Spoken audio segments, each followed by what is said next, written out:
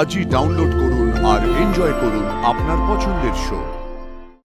ছোট সাহেব, একবার বাইরে গিয়ে শুনবেন যে ঈশান সাহেবের সাথে কর্তার কি কথা হচ্ছে। হ্যাঁ চলো তো, চলো চলো চলো বনশ্রী, কংগ্রাচুলেশনস। এখন তো মনে হচ্ছে তোমার বিয়ের আগেই আমার সানাই বাঁচবে। কোথায় যাচ্ছিস তুই? আর কিচ্ছু আড়াল করলে চলবে না ভাইদা। আমি অনুশ্রী বাবাকে সবটা বলবো।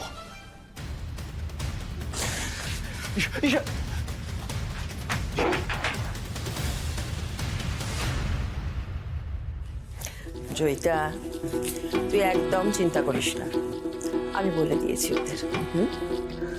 ওরা চলে আসবে সত্যি? তুই ভাবলি কি করে আমার ছেলেরা আমার কথা অমান্য করবে?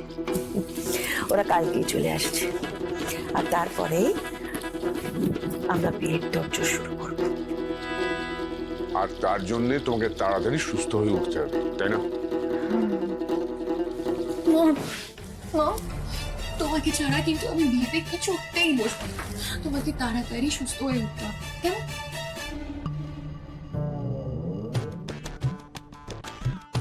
কি ঢং রে বাবা, হ্যাঁ? এই মেয়ে কি সব ভুজুম ভাজুম দিয়ে দিদিকে দিব্যি বশ করে নিল। এত তাড়াহুড়ো করে বিয়ে দিতে চাইছে, কি যে প্ল্যান করছে মা, আমি বুঝতে পারছি না।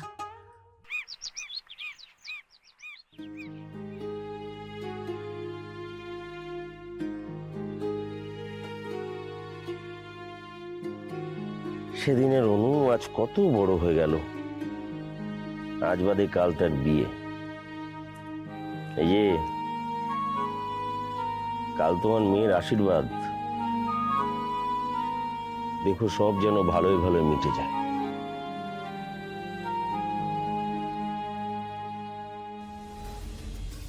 কি হাবলা, কিছু বলবে?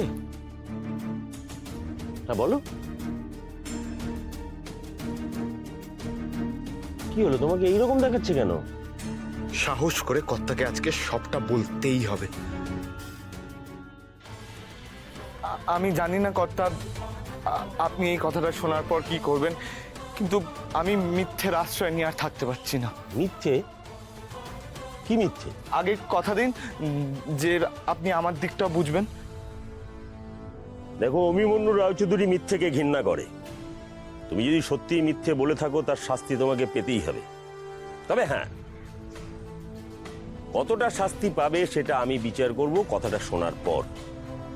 বলো, এভাবে চুপ করে দাঁড়িয়ে থেকো না, কথাটা বলো, কিচ্ছু লুকিও না আমার কাছ থেকে। কর্তামশাই, কর্তামশাই, কর্তামশাই, আমি আপনার মেয়েকে ভালোবেসে ফেলেছি।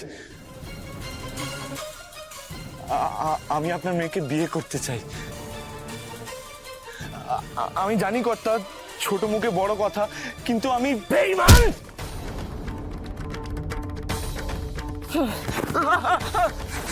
তোর এত বড় স্পর্ধা, আমারই খেয়ে আমারই পরে আমারই পেছনে ছুরি গেতে দিচ্ছ। যে থালায় খাচ্ছ সেই থালায় থুতু ফেলতে লজ্জা করে না তোমাদের? কেমন ছেলে তোমরা? তোমাদের রাস্তায় না খেতে পেয়ে মরছিলে, সেখান থেকে তুলে এনে বাড়িতে আশ্রয় দিয়েছি আমি, তার এই প্রতিদান দিলে তুমি? লজ্জা করে না তোমাদের? যে মানুষটা তোমাদের আশ্রয় দিল তার মেয়ের দিকে ওইভাবে তাকাতে? কি habla? তার মানে সবটাই আমার কল্পনা ছিল? কিছু বলো। হ্যাঁ, হ্যাঁ, ওই আসলে গোয়াল ঘরে যাচ্ছিলাম কাজ করতে, তার আগে ভাবলাম আপনার সাথে দেখা করে যাই। আমি আসছি। হ্যাঁ, আচ্ছা বেশ।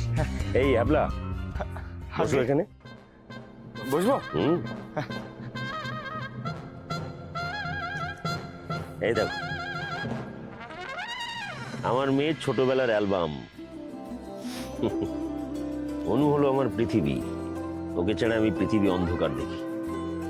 দেখতে দেখতে অনু এত বড় হয়ে গেল, সেদিনেই সেই ছোট্টবেলার অনু কোথায় যে হারিয়ে গেল।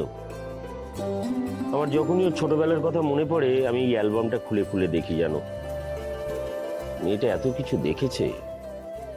ওর মা চলে যাওয়ার পরে আমি খুব দুর্বিষহ হয়ে পড়েছিলাম।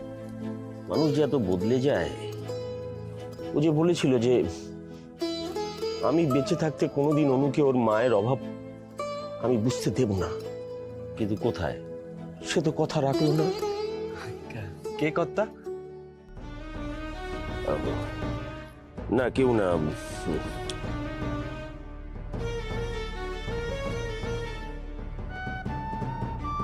কার কথা বলতে চাইছে অনুশ্রীর বাবা? ঈশান অনুশ্রীর বাবার সাথে কথা বলতে গেছে, কি বলবে না বলবে কিছুই তো বুঝতে পারছি না কুসুম। একটা যদি ভুল পদক্ষেপ নেয় তাহলে সমস্তটা শেষ হয়ে যাবে। ঠাকুর, তুমি দেখো ঠাকুর, সব যেন ভালোই ভালোই মিটে যায়।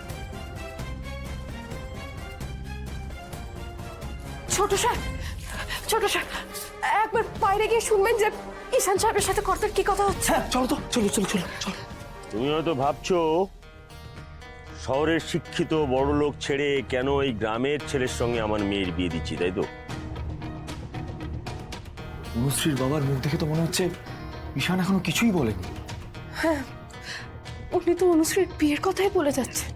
দেখো, প্রত্যেক বাবাই চায় তার মেয়ে জীবনে উন্নতি করুক, তার জীবন সঙ্গী তাকে একটা সুন্দর জীবন উপহার দিক। এটা তো অস্বীকার করার কোনো জায়গা নেই যে গ্রামের থেকে শহর সব দিক থেকে অনেক এগিয়ে, শহরের সুযোগ সুবিধা অনেক বেশি। কিন্তু এটাও তো ঠিক, গ্রামে আন্তরিকতা অনেক বেশি, তারা একে অপরের বিপদে ঝাঁপিয়ে পড়ে। দেখো, শহরে মানুষ উন্নতি করে ঠিকই, কিন্তু মানুষের ভেতরটা নষ্ট হয়ে যায়। আমি তাই চাই যে আমার মেয়ের বিয়ে গ্রামেই কোনো ছেলের সঙ্গে হোক, ওরা সুখে থাকুক। আর কেন চাই, তার একটা বিশেষ কারণ আছে। কি কারণ কর্তা? দেখো হাবলা, তুমি এখন আমাদের এই বাড়িরই একজন, কাজেই তোমাকে আমি আমার মনের কথাটা একটু খুলে বলি।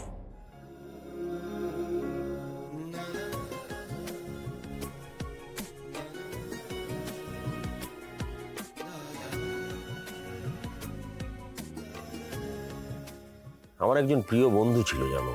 কর্তা, কার কথা বলছে? কে কর্তা? রাজশেখর গাঙ্গুলি।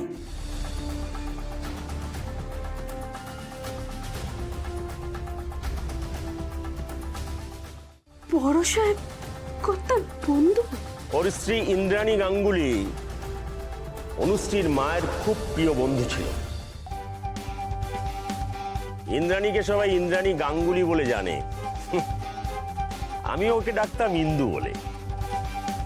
ইন্দু আর রাজের বিয়েটা আমি নিজে হাতে দিই, আমাকে বর্দা বলে ডাকতো, ঠিক বর্দার মতোই ভালোবাসতো আমাকে। আমাদের চারজনের একটা সুখের সংসার ছিল, জানো। সে সংসারে অর্থের অভাব ছিল, কিন্তু আনন্দের কোনো অভাব ছিল না। তারপর কি যেন একটা সব ওলট পালট হয়ে গেল কেমন করে। অনুশ্রীর মায়ের মৃত্যুর পর আমার সব থেকে যাদের বেশি প্রয়োজন ছিল তারা হলো ওরা। ওরা তখন ওদের স্বপ্ন পূরণের জন্য এই গ্রাম ছেড়ে শহরে চলে গেল।